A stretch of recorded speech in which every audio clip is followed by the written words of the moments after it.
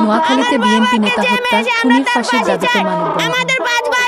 নোয়াখালীর কবিরহাট উপজেলার সুন্দরপুর ইউনিয়নে মাদক সেবনের প্রতিবাদ করেন শহীদ উদ্দিন ফারুক নামে বিএনপি নেতাকে ছুরিকাঘাতে হত্যার ঘটনায় অভিযুক্ত আরশাদ হোসেন আকার ফাঁসির দাবি ও এলাকার সকল মাদকসেবীদের দ্রুত গ্রেফতারের দাবিতে মানববন্ধন করেছে এলাকাবাসী। শনিবার দুপুরে কবিরহাট সোনাপুর সড়কের তেঁতুলতলা বাজারে এলাকাবাসীর আয়োজনে এ মানববন্ধন অনুষ্ঠিত হয়। মানববন্ধনে রাজনৈতিক, সামাজিক ব্যক্তিবর্গ সহ বিভিন্ন শ্রেণী-পেশার লোকজন বক্তব্য রাখেন। মানববন্ধনে বক্তারা এলাকার মাদকসেবী ও মাদক কারবারিদের দ্রুত গ্রেফতার করে আইনের আওতায় এনে এলাকাকে একটি মাদকমুক্ত সমাজ গড়তে প্রশাসন ও এলাকার সর্বস্তরের মানুষের সহযোগিতা ও মাদক সেবনের প্রতিবাদ করায় শহীদ মেস্ত্রি নামে এক বিএনপি নেতাকে ছুরিকাঘাতে হত্যা ঘটনায় জড়িত আকাশসহ সকলের দৃষ্টামূলক শাস্তির দাবি করেন।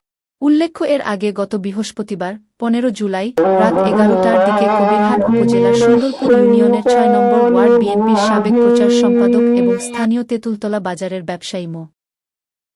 ফারুক ওরফে শহীদ মেস্ত্রিকে মাদক নিয়ে কথা কাটাকাটির এক পর্যায়ে চুরি দিয়ে আঘাত করেন একই গ্রামের মনুমুন্সি বাড়ির আমিন উল্লার ছেলে আরশাদ ওরফে আকা। একই দিন আরশাদ ওরফে আকাসহ একই এলাকার দুলালের ছেলে মো. সাজ্জাদ হোসেন আকাশকে গণপিটুনি দিয়ে পুলিশে সোপর্দ করে এলাকাবাসী।